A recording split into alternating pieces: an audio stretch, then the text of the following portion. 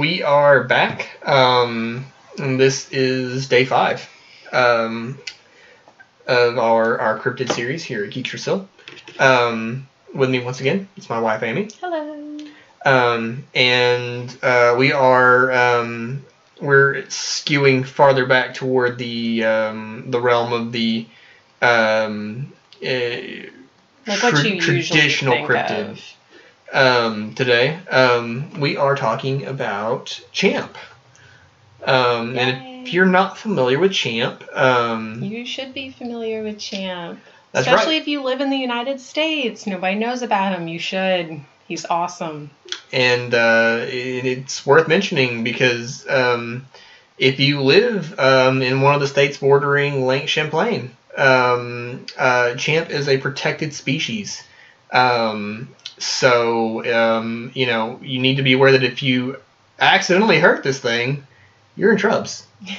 Like it's protected. In trubs anyway. I'll come find you. Oh. Champ is awesome. He's out there, y'all. Protective custody. That's your only hope. But yeah, so Champ is our very own Loch Ness Monster. Yeah. We've got one, guys. He does reside in Lake Champlain. It's Nessie's cousin. We're pretty sure. It very much resembles Nessie.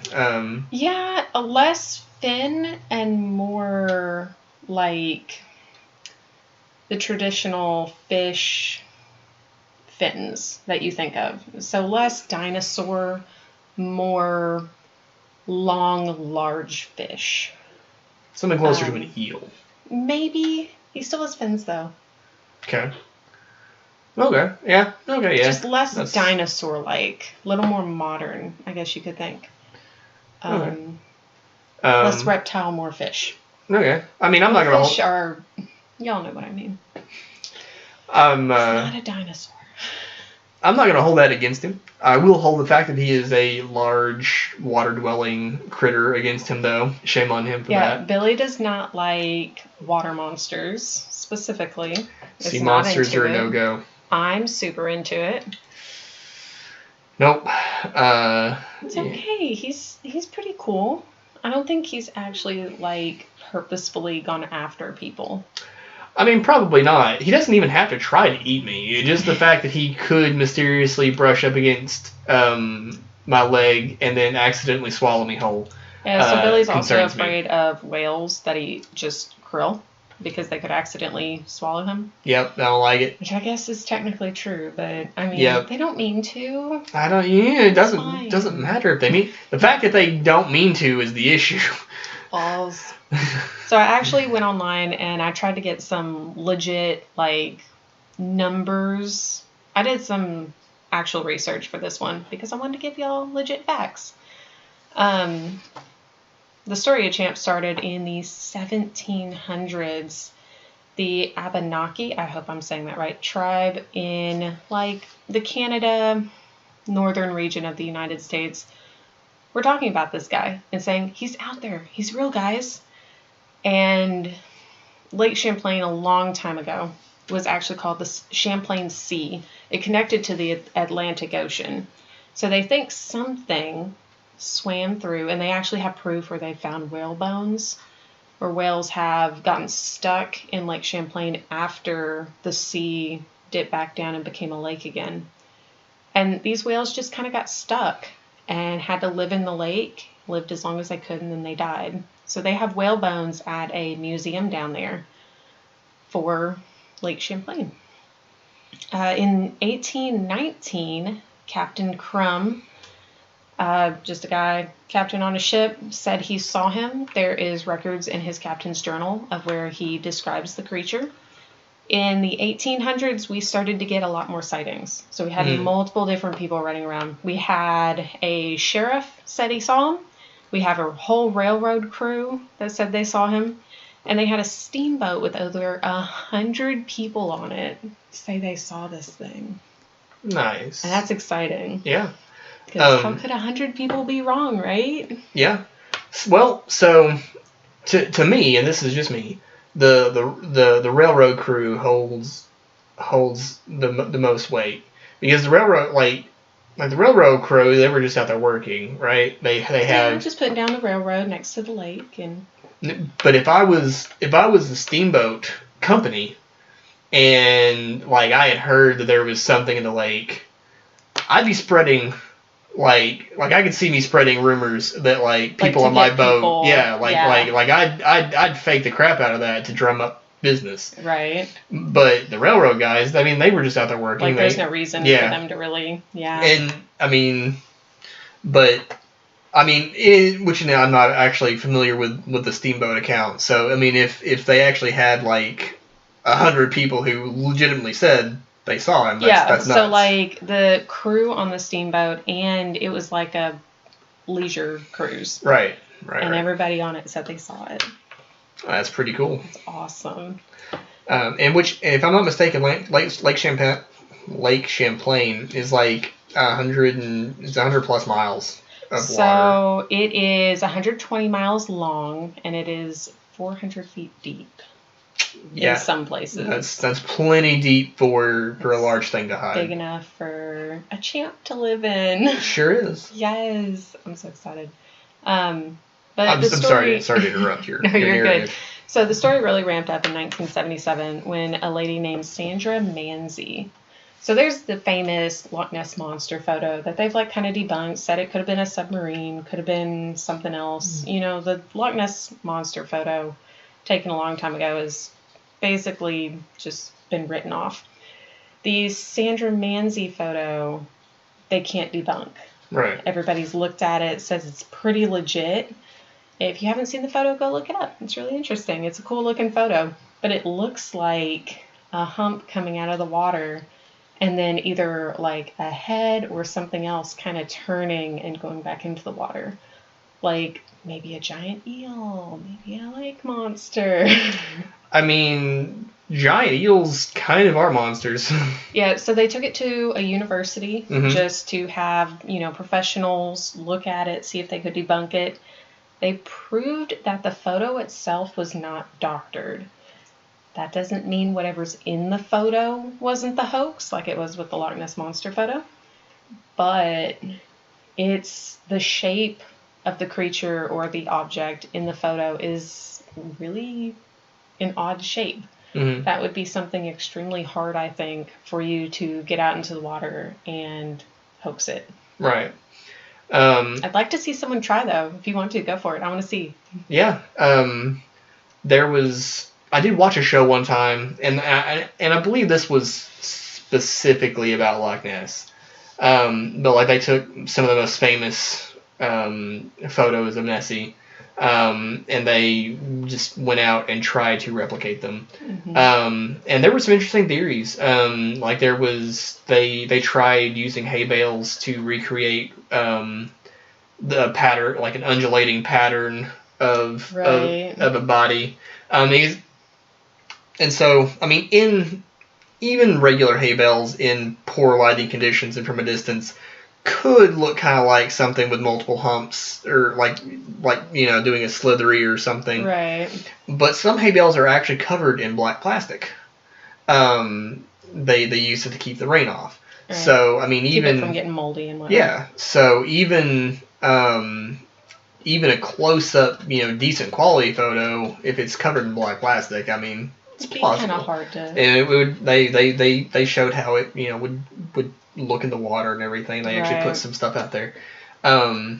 But yeah, that would be really cool to see somebody try to replicate that picture from Champlain. But that's not the only evidence we have.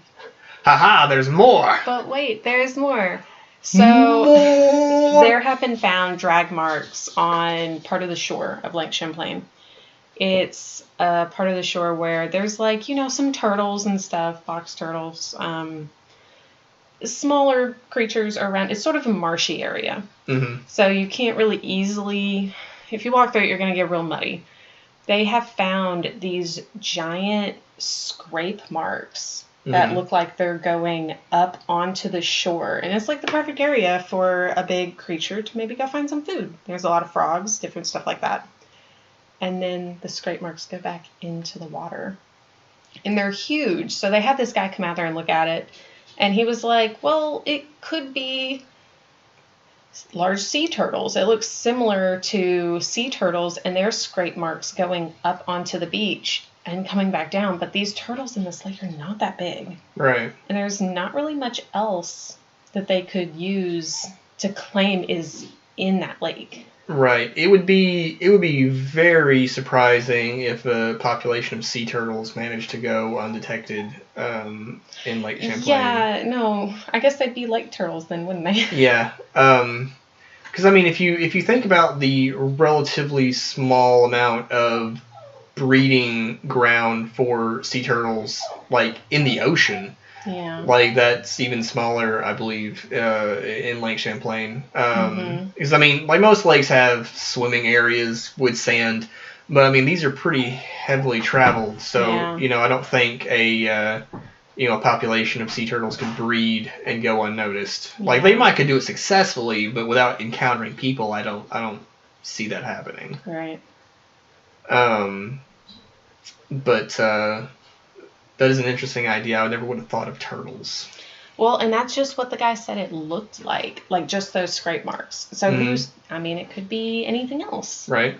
I mean, a lot of different stuff. That's just what he likened it to. My first thought was, in which, don't get me wrong, I have no education as far as traditional zoology. The chances of me being able to tell an alligator or a crocodile skid mark from a turtle, very slim. I'm definitely not Aragorn. Like, Hobbit lay there, or was it there? I don't know. But my first thought was something along the lines of like an alligator or something like that. Yeah. But once again, it's a little far north for that. Yeah, I was gonna say I don't much think that they would have a very successful breeding population of those up there. Yeah. Well, so there was also a guy named Kyle, and I'm probably gonna butcher his last name, Cortiano. Okay. I could be saying that wrong. I'm so sorry if I am. He is a pro fisher. Mm-hmm. He actually goes out, competes in these competitions for fish. He knows what's in the lake. He catches stuff all the time. And he was out there fishing for a competition, and he saw something off his boat. Mm-hmm. So you can find the footage online. Just look up his name. He caught this video of something going through the water. And it's huge, and it's very slithery. It's kind of serpentine. It's just this big black thing in the water. And he couldn't tell what it was. He was like, I have no idea. I've never seen anything like that in this lake before. And he got really excited, grabbed his phone, started filming. It's wonderful. It's really cool footage. And you really can't tell what you're looking at. It's over 10 feet long. Wow. Or whatever it is. I'm not into it. So Champ is reportedly anywhere between 10 and 40 foot. Which... Nope. No. Well, it's a really big Drain the lake. difference. 10 and 40 feet are a really big difference in size. But you also got to remember, these are people that are looking at this creature through water from a distance. It's really hard to judge distance in water and air. Mm-hmm. So who knows how big he actually is. But even at the smallest, 10 foot, the biggest thing in that lake that we know of right now are sturgeon. And sturgeon can get up to 8 feet in length. I think it's the biggest we have on record in that lake right now. If I remember correctly, they're in the earlier days of the explorations of some of the, like, of central United States. Mm-hmm. Like the rivers and things. I do feel like I remember reading at one point that some expeditions recorded extremely long carnivorous fish that would be, it could have been something like what you're talking about. But so, I mean, that's, yeah, I mean, I can see that. Yeah, but this guy, like, he catches sturgeon all the time. And he was like, that wasn't a sturgeon. Right, I mean, I don't know what I'm looking at. And just because of what he does on a regular basis, I feel like he would know what a sturgeon would look like that close to the top of the water. He kind of gets an idea of what it is. Yeah, his assessment definitely holds a lot more weight than just like a random guy out on the shore seeing something, or, you know, a traveler on a boat looking out over the water. If you're like me, you don't spend just a ton of time on the water. And so for me, like if something especially is creating sort of like a wake or something, like the water kind of dips a bit even after the thing ends. Mm-hmm. And so for me, that kind of makes it a little bit difficult to tell how long something is. Right, yeah. But for a pro fisherman, like you spend so much time on the water, like you know. Yeah. Well, and the fact that there are sturgeon and stuff in this lake, there's a lot for something to munch on in here. Like with the Loch Ness, there's not really... The ecosystem's not really big enough to support a large creature, which is one of the biggest arguments against the Loch Ness Monster. But with Champ... There's underwater caves, there's it goes down to hollow earth, it's fine. Well, here's the thing. There is actually an underwater kind of mountainy hill area in Lake Champlain. It's called Ferris Rock. Oh, yes. And they have actually found where there's some crevices that maybe something could slither into and hide and live in and stay out of sight during the day so it can come out at night to eat. Right on. Or vice versa. Yeah. You know... So we've got the habitat, we've got food, we've got all kinds of stuff that would support Champ being an actual thing that we just haven't really found yet. Or maybe just a really big sturgeon that we haven't caught yet. Yeah, I mean, and that's sort of one of the things about cryptids, is that sometimes they are just really impressive specimens of a particular species. Mm-hmm. You know, it's been documented that, you know, down deep in the ocean where people aren't really, you know, mucking about, you know, things can get much bigger than what is typically documented. Mm-hmm. And so, you know, maybe this is just a really old sturgeon that's avoided being caught, you know, it hasn't been caught. Or maybe there's still a whale down there in the lake and you know, it's just survived for this long, or maybe it's its offspring, and that would be really unlikely, but how cool would that be? It would be unlikely, but I mean, as far as lifespan goes, I don't know how long ago it was that the ocean dipped. Do you remember? I have no idea. I failed to get that information. That's okay. But whales have, like, killer whales at least have a lifespan of, like, you know, 80-ish years. Yeah, they have a long lifespan. I mean, there's some sharks that they found that they're pretty sure are like 100 years old. Yeah. Like there's sea life that definitely could have lived that long. But everything that's like really old is also living like really deep. Right. Yeah. You're not into that at all? No, not into it. Oh, but it's so fascinating. Look, I'm all about saving the planet, but good Lord. You can save it and just not go there. It's okay. That's right. You save it from afar. Yeah. Yep. I will save it from very afar. The fact that there's an object in our solar system that is considered to essentially be a small frozen water world bothers me, and I think that NASA needs to send a very large explosive satellite to destroy that permanently. No, you just don't want them to heat it up. I mean, that's also a good point. Yeah. No thawing. Yeah. No global warming in space. I'm against it. Let's start with here first. Yeah. But anyway, have any of y'all seen Champ? I want to know. Do any of y'all live in New York or Vermont? Or Canada. Or Canada. Yeah. No. Is there not part of the lake that borders Canada? I don't think so. I'm pretty sure. I was thinking that. I could be wrong. No. I don't know. But if y'all... Any of y'all visited, I was thinking there were around, accounts from some of the First Nations, but I could be wrong. I don't know. If y'all have been around there, let me know. I want to know. You know, why was it such a big deal that New York and Vermont specifically have made laws about Champ and it being a protected creature? What kind of evidence do y'all have? because I want to see it or hear about it. It's going to be exciting. Absolutely. And maybe we'll revisit it if we get some really cool stories. Yeah. Let us know. It being a local, a continental attraction. We talked about at one point in the future doing a cryptid road trip.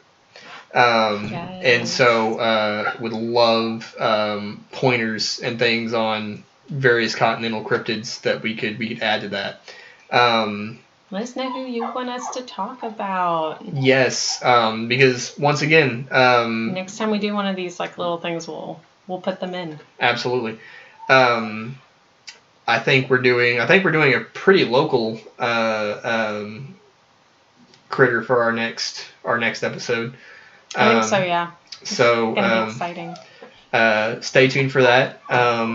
And yes, we are small town people, but our monster is legit. It is. So I swear. You definitely stay tuned for that. And just man, I hate sea monsters, I hate aquatic things, but I love cryptids. So like. So you're on Team Champ. I am on Team Champ. Yes. Forget Edward. Forget Jacob. Team Champ. Team Champ all the way. I want to see that fan art. No, Champ deserves better. I would like to see some fan art though. That'd be cool. But anyway, thank you guys so much for hanging out and listening. Yeah. This has been Geek Drasil. I'm Billy. This is Amy. We've had a great time. Was there anything else that you wanted to add before we finished? No, we're good. I think we covered everything. All the big points. Excellent. Yay. So yeah. Peace out, guys. Later. See ya.